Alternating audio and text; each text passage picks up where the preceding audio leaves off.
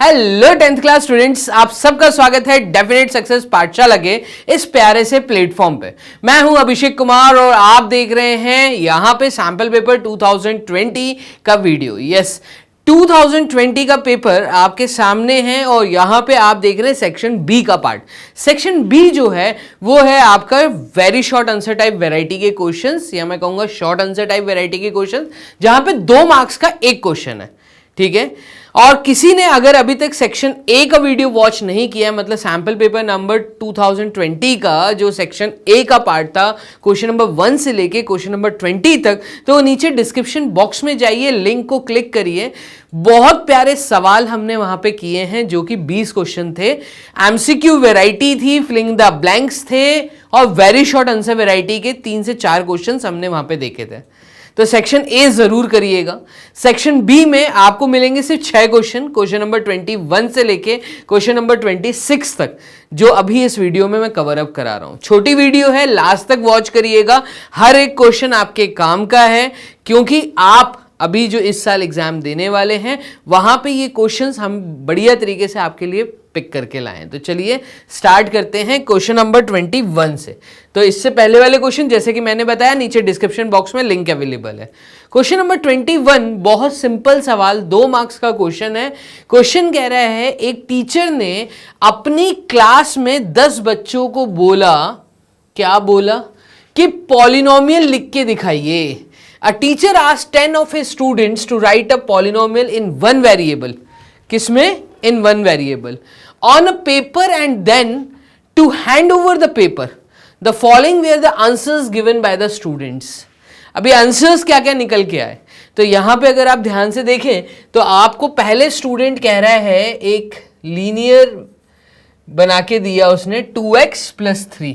उसने कहा सर ये पॉलिनोमियल है, ठीक है, इन सिंगल वेरिएबल। दूसरे स्टूडेंट ने बोला यहां पर 3x² again +7x + 2। Okay, third student ने यहां पे बोला 4x³ + 3x² देन +2। ये थर्ड स्टूडेंट ने लिख के दिया। x³ प्लस, अब यहां पे देखिएगा, x³ प्लस रूट के अंदर 3x डन +7, ये मुझे एक लिख के दिया। तो टोटल 4 बच्चों ने मुझे ये एक पेपर पे ये लिख के दिया। फिर 5वें बच्चे ने यहां पर मुझे लिख के दिया है 7x + √7 5x³। तो मैं बोलता हूं यहां पे रूट के अंदर 75 होगा मेरे ख्याल से, ठीक है, √75x³ -7x + 2 हो सकता है, ऐसा कुछ हो। अगर कुछ करेक्शन है तो आप देख लीजिएगा, वहां पे शीट आप लोगों के पास अवेलेबल है। फिर यहां पे दिया है 2x² + 3 -5/x। अच्छा, नेक्स्ट हमें लिख के दिया है 5x - 1/2, ठीक है। फिर एक हमें यहां पे इक्वेशन लिख के दी है ax³ + bx² + cx and +d, एकदम हो सकता है, ठीक है। फिर हमें एक लिख के दिया x + 1/x। अभी जब टीचर को सारे स्टूडेंट्स ने ये लिख के दिया, उन्होंने सिंपल से एक टास्क दिया था कि पॉलिनोमियल लिखिए सिंगल वेरिएबल में, तो सबके सबने सिंगल वेरिएबल में तो लिख के दिया, ये बात तो सही है, लेकिन क्या पॉलिनोमियल लिखा? तो क्वेश्चन देखिएगा, 2 क्वेश्चन आपसे पूछे गए। How many of the above 10 are not polynomials? इसमें से कौन कौन से पॉलिनोमियल नहीं है? पॉलिनोमियल नहीं है, देखिएगा मैं रेड पेन का यूज कर लेता हूं। तो यहां पे पॉलिनोमियल क्या नहीं है, मैं कहूंगा ये पॉलिनोमियल नहीं है, मतलब सॉरी, ये पॉलिनोमियल है, ये पॉलिनोमियल है, ये पॉलिनोमियल है, बट ये पॉलिनोमियल नहीं है। क्लियर? क्यों सर ये पॉलिनोमियल क्यों नहीं है? क्योंकि यहां पे रूट के अंदर वेरिएबल डाल दिया, तो वेरिएबल कभी रूट में नहीं होना चाहिए। दूसरी चीज यहां पे मैं कहूंगा, यहां पे फ्रैक्शन है, वेरिएबल जो है वो डिनोमिनेटर में, अगर इसको सॉल्व करके ऊपर लाओगे तो इसकी पावर नेगेटिव हो जाएगी, ये भी पॉलिनोमियल नहीं है। ठीक है, ये पॉलिनोमियल है, ये पॉलिनोमियल है, अगेन यहां पे ये लास्ट वाला पॉलिनोमियल नहीं है, ठीक है ना। तो यहां पे मैं कहूंगा कि इस तरीके से आपको मे बी क्वेश्चन दिया है, यहां पे थोड़ा सा मुझे कुछ मिस्टेक लग रही है, आप देख लीजिएगा। तीन जो है मैंने तीन को क्रॉस कर दिया है। How many are not the variables, मैं कहूंगा 3 जो एक्सप्रेशंस लिख के दी हैं वो पॉलिनोमियल नहीं है, जहां पे मैंने क्रॉस का साइन लगा दिया है, बाकी जो है वो पॉलिनोमियल है। यस, वो पॉलिनोमियल है। डन। अगेन यहां पे मुझसे बोला गया है सेकेंड क्वेश्चन में कि how many of the above 10 are quadratic polynomials. कैसी हैं? Quadratic polynomial. तो क्वाड्रेटिक हम वर्ड तब यूज करते हैं जब डिग्री 2 होती है। तो यहां पे अगर मैं मूव करूं और पेन का अगर यूज करूं तो यहां पे मैं यूज कर लेता हूं आपका पिंक पेन, और यहां पे क्वाड्रेटिक पॉलिनोमियल मैं कहूंगा ये क्वाड्रेटिक पॉलिनोमियल है, सेकंड वाली क्वाड्रेटिक डिग्री 2 है। और कहीं यहां पे भी डिग्री 2 नहीं बोलेंगे, डिग्री 3 है, बेसिकली क्यूबिक है। तो यहां पे कंफ्यूज मत होइएगा, ये क्यूबिक है, यहां पे ये पॉलिनोमियल ही नहीं है, अगेन ये क्यूबिक है, ये पॉलिनोमियल नहीं है। क्वाड्रेटिक, कई बच्चे इसको क्वाड्रेटिक टिक कराते हैं क्योंकि सर डिग्री 2 थी, भाई पॉलिनोमियल नहीं है ना, तो इस चीज का ध्यान रखिएगा। तो यहां पे मैं कहूंगा सिर्फ एक ही था जो कि क्वाड्रेटिक पॉलिनोमियल है, ओनली वन। तो मेरा जो जवाब आया इन क्वेश्चंस के लिए वो मैं आपको जवाब दे देता हूं। पहले क्वेश्चन के लिए मैं कहूंगा 3 आर नॉट पॉलिनोमियल्स। देन यहां पे सेकंड पार्ट के लिए मैं कहूंगा how many of the above 10 are quadratic polynomials. Only one, only one is quadratic polynomial. Clear है? तो इस प्रकार से हमें यहां पर 21st क्वेश्चन को सॉल्व करना था। चलिए मूव करते हैं क्वेश्चन नंबर 2 की तरफ, मतलब क्वेश्चन नंबर 22 की तरफ। ठीक है, क्वेश्चन नंबर 22 क्या कह रहा है? 2 मार्क्स का सवाल है। इस फिगर में एबीसी एंड डीबीसी दो ट्राइंगल्स हैं।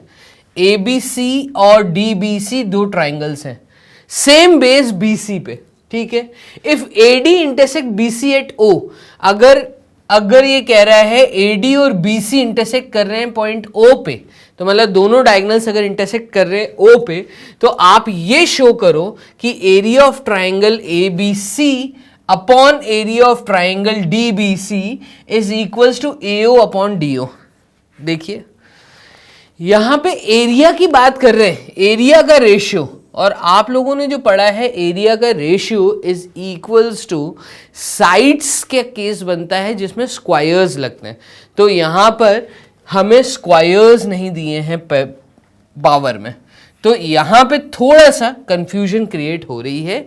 लेकिन अगर आप क्वेश्चन को ध्यान से पढ़ें, सिर्फ इसकी एलएचएस साइड देखें, तो मुझे एक चीज समझ आ रही है कि ऊपर वाले ट्राइंगल का जो एरिया है, इस पूरे ट्राइंगल का जो एरिया है, उसको जब इन्होंने डिवाइड किया है, मतलब इन्होंने जब रेशियो बनाया नीचे वाले ट्राइंगल के एरिया से, तो यहां पे अंदर की दो साइड्स एओ और डीओ का रेशियो बनाया इन्होंने, एओ और डीओ का रेशियो बनाया। अब देखो मुझे अंदर आना है और हमें एरिया की बात कर रहे हैं ना, दोनों ट्राइंगल्स के एरिया की बात कर रहे हैं, आउटर साइड्स की उन्होंने बात ही नहीं की, वो ट्राइंगल के अंदर आ गए।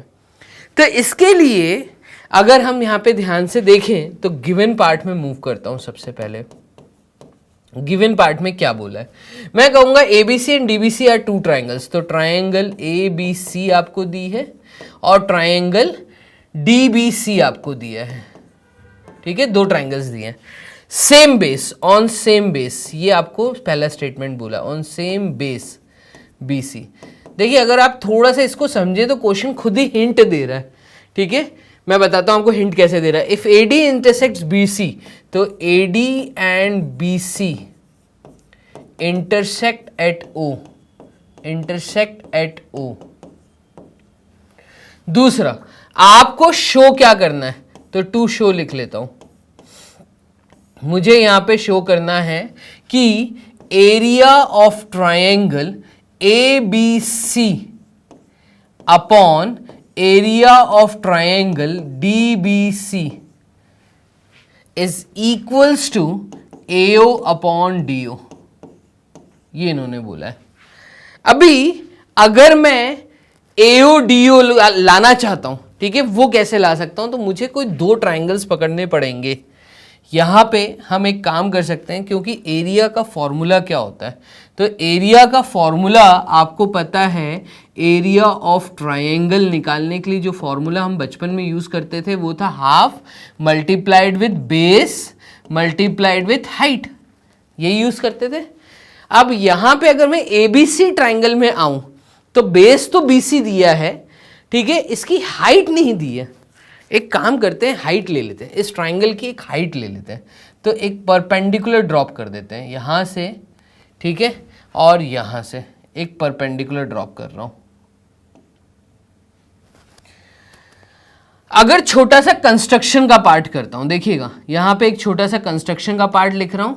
ड्रॉ AM एंड AN, ऐसा बोल दूं, draw AM perpendicular to BC and DN perpendicular to BC। अगर आप ये कंस्ट्रक्शन करें जैसा कि मैंने किया है, तो आप यहां पे देखिए, आप AODO का फ्रैक्शन ला सकते हैं। क्वेश्चन कैसे सॉल्व हो रहा है, यहां पे मैं कह रहा हूं in the triangle AOM and DON। देखना, in triangle AOM and triangle DON, इन दोनों ट्राइंगल्स को अगर मैं ध्यान से देखूं तो यहां पे मैं बोल सकता हूं कि ये दोनों एंगल्स वर्टिकली अपोजिट एंगल हैं। कौन सा angle? Angle AOM is equals to angle DON, और इसके पीछे मैं रीजन दे रहा हूं vertically opposite angle, vertically opposite angles. और एक रीजन मैं यहां पे दे रहा हूं 90 डिग्री का, दोनों ट्राइंगल्स को मैं सिमिलर करने जा रहा हूं। Angle AMO is equals to angle DNO which is equals to 90 degree by construction. ठीक है, ये हमने कंस्ट्रक्शन के थ्रू बोला था, तो मैं इन दोनों ट्राइंगल्स को सिमिलर बोल देता हूं। Therefore triangle AOM is similar to triangle DON बोल सकते हैं। और अगर ये दोनों ट्राइंगल सिमिलर हैं तो सिमिलैरिटी लिखकर आनी पड़ेगी, तो AA सिमिलैरिटी क्राइटेरियन के कारण मैंने इनको सिमिलर बोला। अगर ये दोनों ट्राइंगल सिमिलर हैं तो साइड्स का रेशियो यहां से मिल सकता है।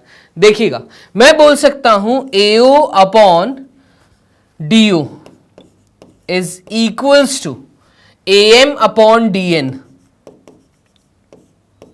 बोल सकते हैं, which is equals to MO upon NO, MO upon NO। Done, ये मैंने स्टेटमेंट दे दिया। सिमिलैरिटी के कारण मैंने साइड्स का रेशियो बना दिया। ये हो गया हमारा एक मुद्दा खत्म। अभी कंस्ट्रक्शन में तुमने इसको परपेंडिकुलर बोला था, तो एरिया की तरफ मूव करते हैं। एरिया ऑफ ट्राइंगल ABC क्या होगा? तो यहां पे एक शीट ले लेते हैं और यहां पे लिखता हूं area of triangle ABC would be half of base मतलब BC multiplied with height. BC तो BC थी, ठीक है, BC बेस था, हाइट क्या है? AM है, तो मैं यहां पे बोल रहा हूं AM।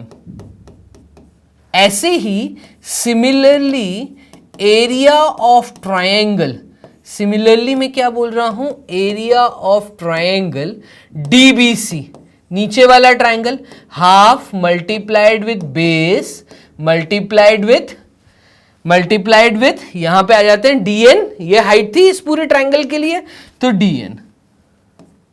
डन।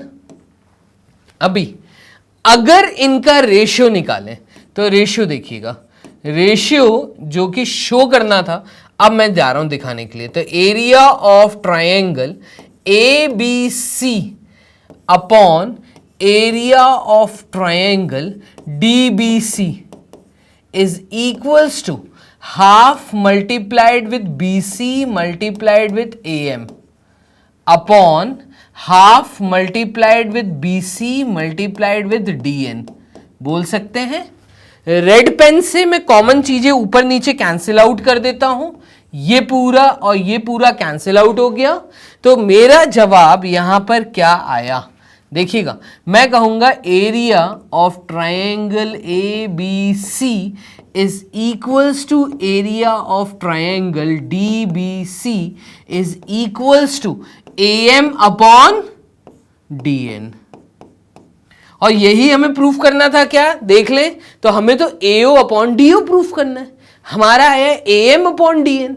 रेशियो में आ जाइए, जो अभी इससे पहले आपने सिमिलैरिटी में प्रूफ किया, इस चीज को अगर मैं यूज करूं, देखो AM upon DN is equals to AO upon DO। AO upon DO लाना है ना, तो area of triangle ABC upon area of triangle DBC, जो कि पीछे ऑलरेडी LHS साइड आ चुकी है, RHS साइड में मुझे ये वाला रेशियो मिला है और ये इक्वल होता है AO अपॉन DO का।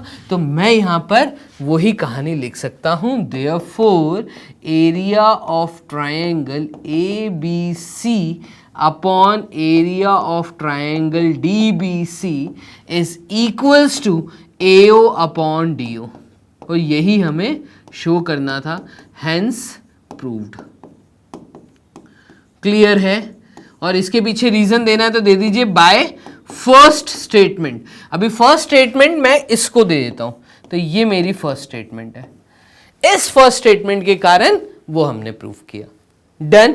नीचे थम्स अप जू दीजिएगा, वीडियो को लाइक जू करिए, अपने दोस्तों के साथ शेयर जू करिए, क्योंकि मुझे लगता है बहुत प्यारे सवाल, और यहां से ये प्यारे सवाल डेफिनेटली ऐसा लग रहा है मुझे कि आपके एग्जाम में आपको कहीं ना कहीं देखने वाले हैं।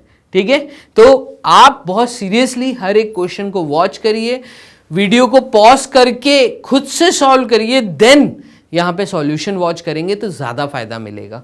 चलिए मूव करते हैं यहां पे क्वेश्चन नंबर 22 की तरफ।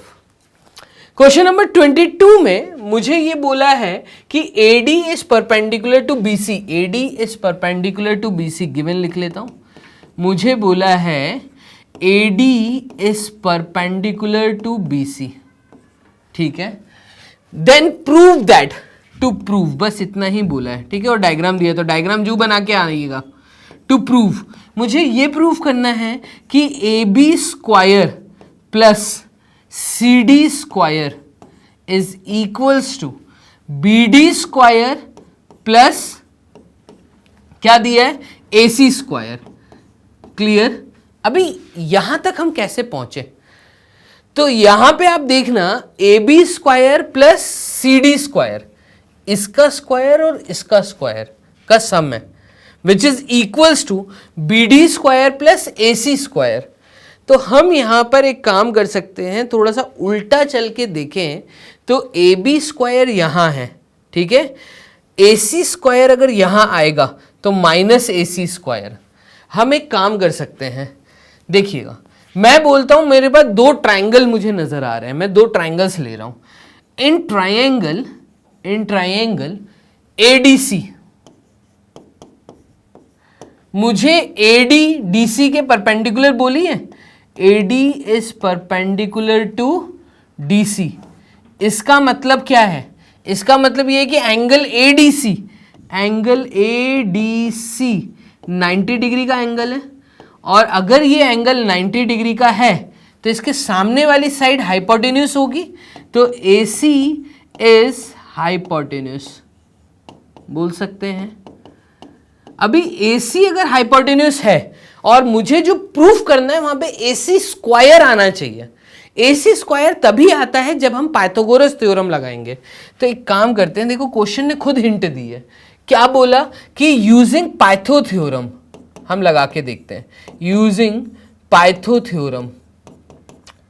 और पाइथो थ्योरम कहती है कि hypotenuse square is equals to base square plus perpendicular square. That means AC square is equals to base DC ले लेता हूं तो DC का square plus perpendicular square is AD square. बोल सकते हैं ये चीज, ठीक है, तो ये मेरा पहला स्टेटमेंट हो गया। अभी दूसरे स्टेटमेंट में हम ये बोल सकते हैं कि सिमिलरली इन ट्राइंगल, जैसे हमने ट्राइंगल लिया था ADC, अब मैं ट्राइंगल ले रहा हूं ADB, तो यहां पे मैं लिख लेता हूं similarly in triangle ADB, angle ADB is equals to 90 degree angle.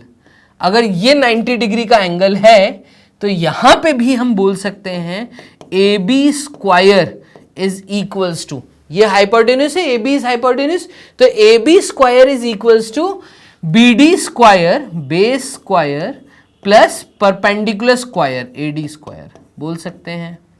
Clear है? तो ये हमने बोल दी, ये मेरी सेकंड इक्वेशन है, सेकंड स्टेटमेंट। तो फर्स्ट स्टेटमेंट, सेकंड स्टेटमेंट। अच्छा, मुझे जो प्रूफ करना है वहां पे AB स्क्वायर, ठीक है, वहां पे AB स्क्वायर दिख रहा है और AC स्क्वायर दिख रहा है, दोनों को सब्ट्रैक्ट कर दीजिए। AB स्क्वायर, क्योंकि ये AC स्क्वायर इधर आएगा तो AB square minus AC square चाहिए अपन को। सब्ट्रैक्टिंग फर्स्ट फ्रॉम सेकंड, कहां से? सेकंड से। तो यहां पे ये हो जाएगा AB square minus AC square left hand side पे। हम राइट हैंड साइड में चलते हैं। BD स्क्वायर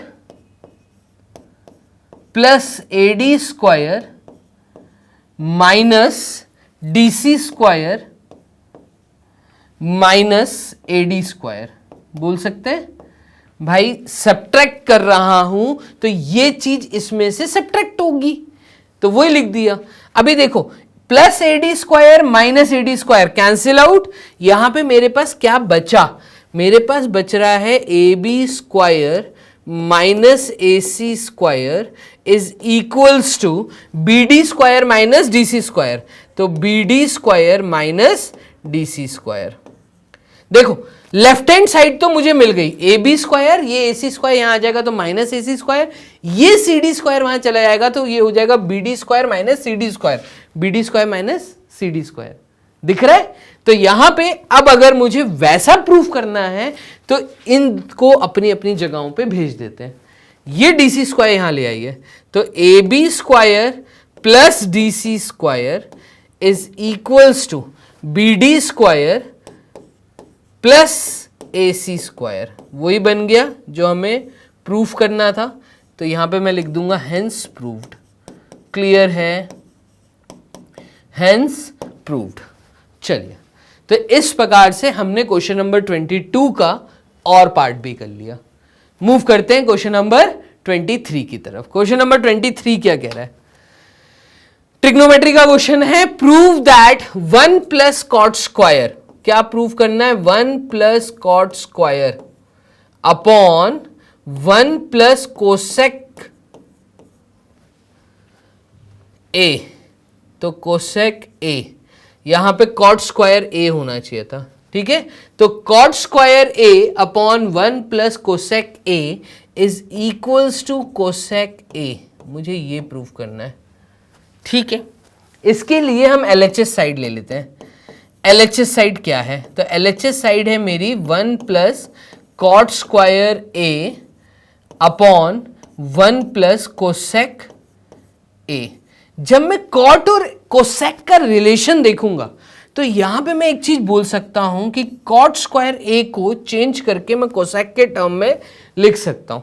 मैं यहां पे लिख दूंगा 1 प्लस, अब ये होता है कोसेक स्क्वायर ए माइनस 1 अपॉन 1 प्लस कोसेक ए होता है। यहां पे कॉट स्क्वायर ए का जो फॉर्मूला आ रहा है, यहां ऐसा बोल लो कि कॉट स्क्वायर ए प्लस 1 कोसेक स्क्वायर ए होता है, तो हम वहां से ले आए, ठीक है। अभी यहां पे मैं बोल सकता हूं कि अगर मैं यहां पे थोड़ी सी आइडेंटिटी का यूज करूं, 1 प्लस कोसेक स्क्वायर ए माइनस ए, आइडेंटिटी हम यूज कर रहे हैं ए स्क्वायर माइनस बी स्क्वायर, तो वो हो जाएगी आपकी कोसेक स्क्वायर ए प्लस 1 सॉरी कोसेक स्क्वायर नहीं, यहां पे ये आ जाएगा कोसेक ए, तो ये हो जाएगा cosec A +1 and cosec A -1। Identity का यूज किया, a+1 a+b a-b, तो वो होता है a² - b² अपॉन ये हो जाएगा 1 + कोसेक ए। डन। अभी 1 + कोसेक ए एंड 1 + कोसेक ए, ये पूरी चीज इस पूरी चीज से कैंसिल आउट होती हुई नजर आ रही है। तो यहां पे जो नेक्स्ट स्टेप बन के आई हमारी, वो आई है 1 प्लस ब्रैकेट के अंदर कोसेक ए -1। इसको सॉल्व करूंगा तो ये देखिए आंसर आ गया 1 + cosec A, plus into minus is -1, तो 1 - 1 इज 0, तो यहां पे ये आ रही है हमारी कोसेक ए, और यही हमें प्रूव करना था। तो RHS भी हमारा कोसेक ए है। RHS हमारा क्या है, ये भी हमारी वैल्यू कोसेक ए है। देखिए मैंने LHS से चालू किया था, RHS पे आ गया, तो मैं यहां पे कहूंगा therefore LHS is equals to RHS, hence proved. Done.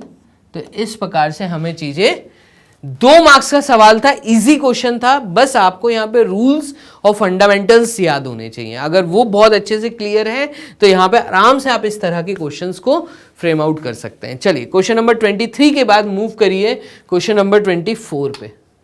अच्छा, इसमें एक और पार्ट भी है, क्वेश्चन नंबर 23 का एक और पार्ट भी है, इसको देख लो।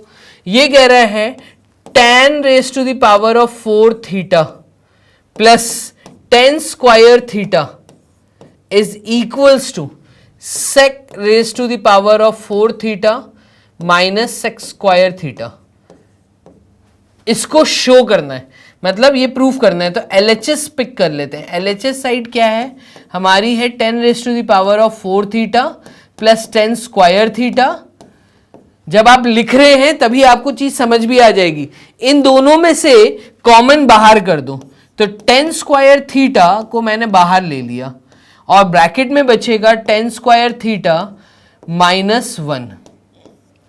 डन। ये बचेगा -1 नहीं +1 बचेगा, ठीक है, ये +1, 10 स्क्वायर थीटा +1 बचा।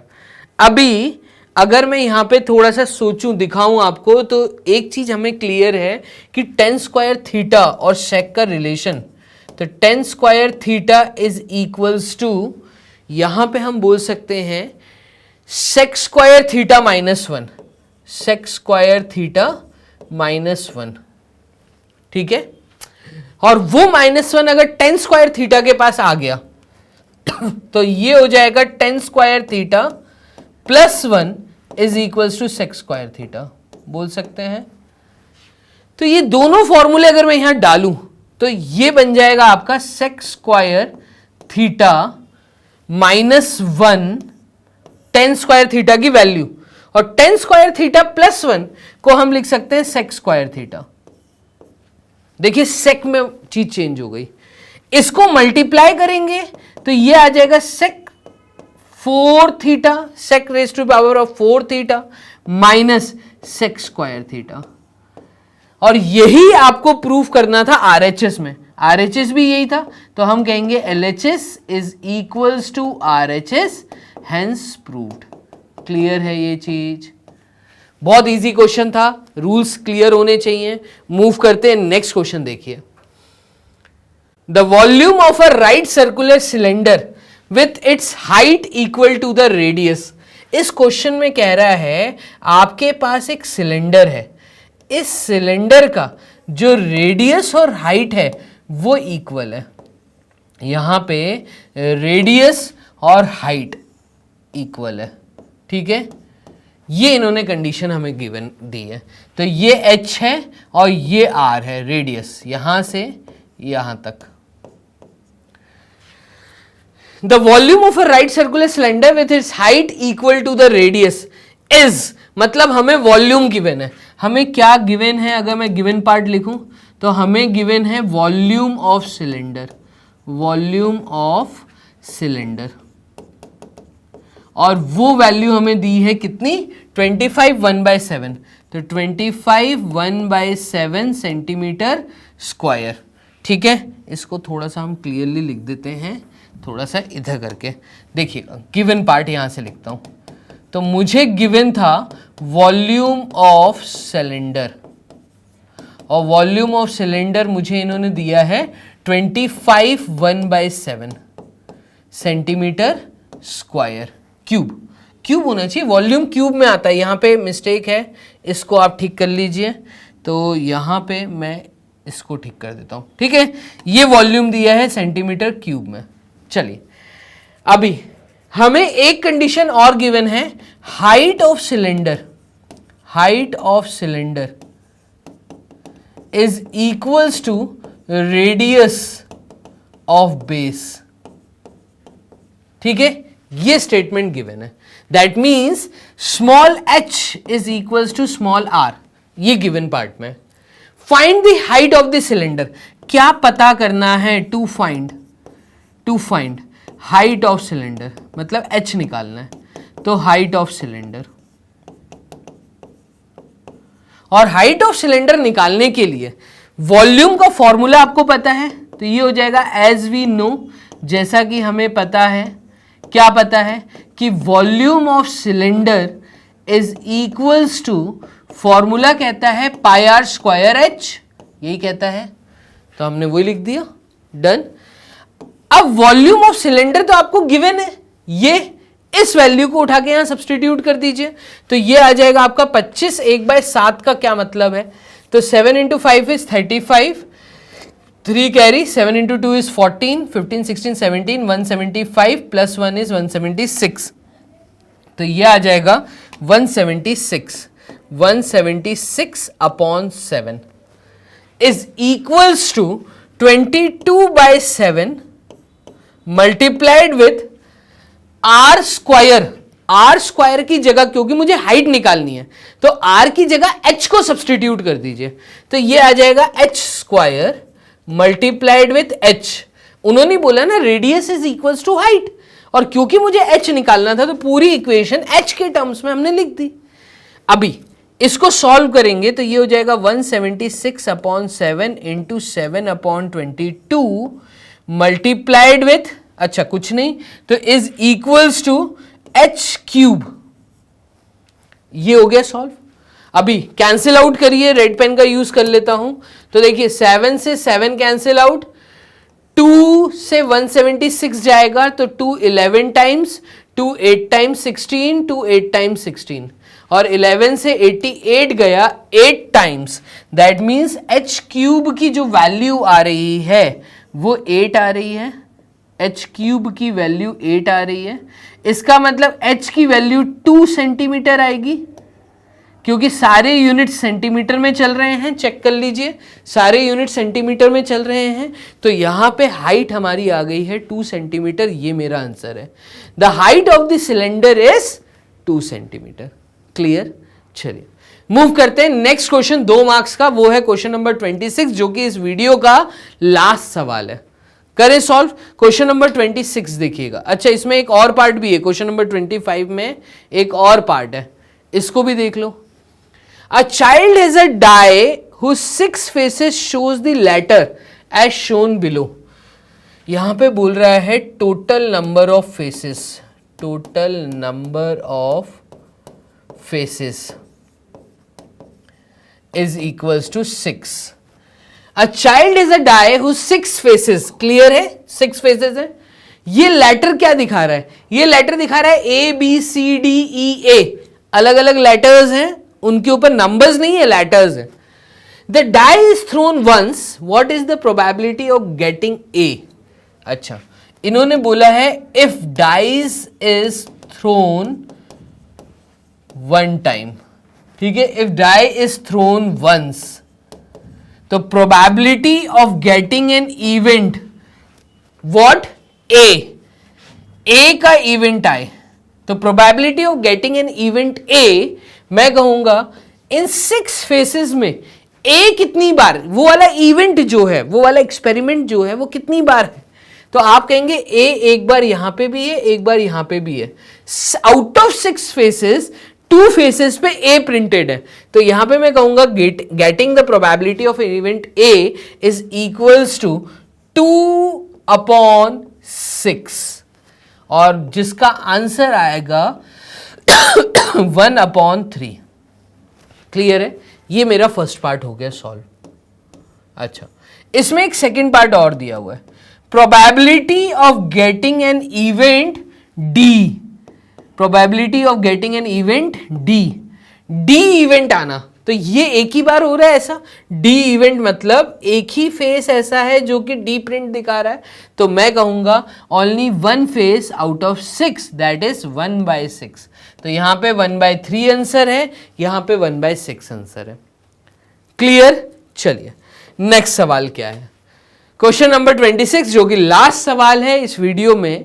ये कह रहा है आप मोड कंप्यूट करिए इस फ्रीक्वेंसी डिस्ट्रीब्यूशन के लिए, मोड निकालना है, to find the mode. To find, आपको गिवन क्या है, पूरा एक चार्ट बना के आना पहले, फिर ये गिवन पार्ट है, टू फाइंड में आप लिखेंगे मोड कैलकुलेट करना है, क्योंकि आपको जो डाटा दिया है वो एक्सक्लूसिव मेथड है, ग्रुप्ड फ्रीक्वेंसी डिस्ट्रीब्यूशन टेबल है, तो यहां पे मोड निकालने का जो फॉर्मूला होता है वो हम लिख लेते हैं। Mode is equals to LCL, मतलब lower class limit of the modal class. अभी मॉडल क्लास ढूंढेंगे, ठीक है, added with frequency of the present class. तो यहां पर उसमें से आप माइनस करिए किसको, फ्रीक्वेंसी बीती हुई को, frequency of preceding class upon 2 times of the present frequency minus succeeding frequency and preceding frequency को माइनस करना है। ठीक है, ये आपको माइनस करना है, multiplied with height of the class, तो where L is equals to lower class limit, lower class limit. Again यहां पे ऑफ अ मॉडल क्लास, ठीक है, मॉडल क्लास अभी हमने ढूंढी नहीं है, अभी ढूंढनी है। अच्छा, H is what, H is basically height of the class, class height कहते हैं इसको, तो ये है आपका क्लास हाइट, ठीक है, मॉडल क्लास की क्लास हाइट। देन उसके बाद फ्रीक्वेंसी F1, ये है प्रेजेंट क्लास की फ्रीक्वेंसी, प्रेजेंट फ्रीक्वेंसी, डन। और F0 है प्रीसीडिंग फ्रीक्वेंसी जो बीत चुका है, प्रीसीडिंग फ्रीक्वेंसी, और F2 जो है वो है आपकी सक्सीडिंग फ्रीक्वेंसी, सक्सीडिंग फ्रीक्वेंसी। ये सारी चीजें बहुत क्लियर होनी चाहिए, ठीक है। अभी इस क्वेश्चन में मॉडल क्लास क्या होगी, तो मॉडल क्लास अगर मैं जाता हूं तो मॉडल क्लास हम उसको देखिए, जिसका भी मोड निकालना है उसको आपको देखना है, मतलब मोड, इस पूरे डाटा का मोड निकालना है, तो एक मॉडल फ्रीक्वेंसी देखनी है। मॉडल फ्रीक्वेंसी बेसिकली हम उसको बोलते हैं जो फ्रीक्वेंसी सबसे हाई है, तो मॉडल क्लास, मॉडल फ्रीक्वेंसी भी नहीं बोलूंगा, मैं कहूंगा मॉडल क्लास निकालनी है। तो मॉडल क्लास हम यहां किसको बोलेंगे, जिसकी फ्रीक्वेंसी हाई है। तो 5, 7, 9, 17, 12, 10, 6, 17 फ्रीक्वेंसी बहुत ज्यादा है, इस क्लास को मैं मॉडल क्लास बोलूंगा। किसको? 12 एंड 16 को। तो model class is what, model class is 12 to 16, ये मॉडल क्लास है। अभी मॉडल क्लास का मोड, मतलब इसकी हेल्प से अब हम पूरे डाटा का मोड निकालेंगे। तो इसके लिए हम क्या बोल रहे हैं, क्योंकि मेरी लोअर क्लास लिमिट, देखो मॉडल क्लास क्या है पहले तो वो लिख लेता हूं। तो मॉडल क्लास है यहां पर 12 to 16, ठीक है, इसकी लोअर क्लास लिमिट है 12, देखें तो इसकी लोअर क्लास लिमिट है 12, इसकी प्रेजेंट फ्रीक्वेंसी है 17, तो प्रेजेंट फ्रीक्वेंसी है 17, प्रेजेंट फ्रीक्वेंसी है 17 का मतलब यहां पर अगर मैं पीछे डाटा में आ जाता हूं तो यहां पर प्रीसीडिंग जो बीत चुका है उसको हम F0 बोल रहे हैं, जो प्रेजेंट है वो F1 है, जो सक्सीडिंग है आगे वाला वो F2 है, ठीक है। तो मैं यहां पे F09 को बोल रहा हूं, तो यहां पे F0 में 9 को बोल रहा हूं, F1 और F2 तो ये मॉडल क्लास की फ्रीक्वेंसी, और F2 सक्सीडिंग क्लास, तो सक्सीडिंग क्लास में मैं जाऊंगा तो ये 12, ठीक है, तो ये 12। अच्छा, इसकी क्लास हाइट मतलब 16 minus 12, upper class limit minus lower class limit, ठीक है। तो यहां पे 16 माइनस 12 मैं करूंगा तो 4 बचेगा, हाइट आ गई 4। उठाइए सारी वैल्यूज, फॉर्मूले में डाल दीजिए तो आपको मोड मिल जाएगा। Mode is equals to L मतलब 12 प्लस, ठीक है। अभी यहां पे 17 माइनस 9, तो ऊपर न्यूमरेटर में आएगा 17 माइनस 9 अपॉन 2 टाइम्स ऑफ 17 में से माइनस 9 एंड माइनस 12 करना है, मल्टीप्लाइड विथ क्लास हाइट मतलब 4 करनी है, तो ये आपको मोड देगा। चलिए निकाल लेते हैं। तो मोड हमारा निकल के आएगा, जो डाटा हमें गिवन था वो है 12 प्लस 17 में से 9 गए तो 10 में से 9 गए 1 और 7 8, तो यहां पे मैं कहूंगा 8 आएगा, अपॉन 2 इंटू 17, 2 इंटू 17 का मतलब 2 इंटू 7 इज 14, 14 का 4 कैरी 1 34, माइनस 9 10 11 21, ठीक है, मल्टीप्लाइड विथ 4। इसको सॉल्व करें तो नेक्स्ट स्टेप हमारा यहां पे निकल के आ रहा है 12 प्लस 8 बाय 34 में से 21 गए तो 9 और 4 13, 8 बाय 13 मल्टीप्लाइड विथ 4, 4 इंटू 8 इज 32, तो ये हो जाएगा 12 प्लस 32 अपॉन 13। एलसीएम ले लीजिए, तो एलसीएम आ जाएगा 13, 13 इंटू 12 कितना होता है, तो 13 इंटू 12 करूंगा तो ये आ जाएगा 26 156, तो ये आ जाएगा 156 एडेड विथ 32, डन। तो फाइनली हमारा जो मोड निकल के आया वो क्या निकल के आया, तो मोड की जो वैल्यू आई है वो हमारी फ्रैक्शन में आई, जिसको आप डेसिमल में कन्वर्ट कर सकते हो। 156 प्लस 32, 6 प्लस 2 8 होगा, 5 और 3 8 होगा, 188 अपॉन 13, क्लियर है। 13 1 टाइम्स इज 13, 18 में से 13 गए तो 8 गया, 7 गया, 6 गया, 5 58। अच्छा, 13 4 टाइम्स इज, 13 4 टाइम्स इज, तो ये आ जाएगा आपका 52, तो 13 4 टाइम्स इज 52, 58 में से 52 गए तो 8 गया 7 गया 6, 60 पॉइंट लगाया 60 हुआ, 13 के टेबल में 60, तो यहां पे 14 पॉइंट समथिंग आपका आंसर आएगा, ठीक है। तो यहां पर आप इस चीज को सॉल्व करो और मुझे आप जवाब देंगे। 14.5 या 14.6 के आसपास अगर आपकी वैल्यू आ रही है तो सही वैल्यू है, ठीक है। मोड निकल के आ गया, मोड। तो ये मैंने एक अप्रॉक्सीमेट वैल्यू दी है, डेसिमल के बाद आप मुझे बताएंगे कहां पर, नीचे कमेंट बॉक्स में। कुल मिला के हमने यहां पे क्वेश्चन सॉल्व कर लिया। ये था आपका क्वेश्चन नंबर 26। क्वेश्चन नंबर 21 से लेके क्वेश्चन नंबर 26 तक 2-2 मार्क्स के सवाल थे, ठीक है, जो कि सेक्शन बी का पार्ट था। इसके बाद जो नेक्स्ट वीडियो आएगी वो है आपका सेक्शन सी, जहां पे क्वेश्चन नंबर 27 से हम अपनी बातों को करेंगे चालू। तो कुल मिला के डेफिनेट सक्सेस पाठशाला के इस प्लेटफॉर्म पे अभी आप वॉच कर रहे हैं सैंपल पेपर्स। जिन लोगों ने भी इसके पुराने या इसके बाद के सैंपल पेपर्स वॉच करने हैं, उनके सॉल्यूशन वॉच करने हैं, तो आप एक काम करिए, नीचे डिस्क्रिप्शन बॉक्स में लिंक अवेलेबल है, लिंक को क्लिक करिए और क्लिक करते ही सबसे पहले वीडियो को लाइक जरूर कर दिएगा, ठीक है। तो वीडियो पे लाइक जरूर दीजिए, वीडियो को अपने दोस्तों के साथ जरूर शेयर करिए। ऐसे दोस्त जिन्होंने अभी तक पढ़ाई चालू नहीं की है उन तक इन सवालों को पहले पहुंचाइए, ठीक है। तो वीडियो को शेयर जरूर करिए, अपने दोस्तों की हेल्प करिए, हेल्प करना बहुत ज़रूरी है, ठीक है। तो हेल्प करिए अपने दोस्तों की, उनको पढ़ाने की हेल्प करिए, खुद ना पढ़ाते हुए अपना टाइम सेव करिए और मेरी वीडियो को वहाँ पे पास करिए। चलिए, वीडियो को लाइक करिएगा ज़रूर, शेयर करिए, चैनल को सब्सक्राइब करना मत भूलना। जल्दी से, आपका प्यार, आपका मोटिवेशन हमारी इस मेहनत के लिए बहुत ज़रूरी है। अगर आपको कुछ भी जानना है डेफिनेट सक्सेस पाठशाला के बारे में तो हमारे फोन नंबर्स अवेलेबल हैं, कैसे आप डेफिनेट सक्सेस की ऑफलाइन क्लासेस को ज्वाइन कर सकते हैं, एडमिशंस ओपन है, आप हमारे इन नंबर्स पे कॉल करके पूरा प्रोसेस जान सकते हैं। तो चलिए मिलते हैं नेक्स्ट वीडियो सेक्शन सी में, तब तक के लिए अपना ध्यान रखो, बाय एंड टेक केयर।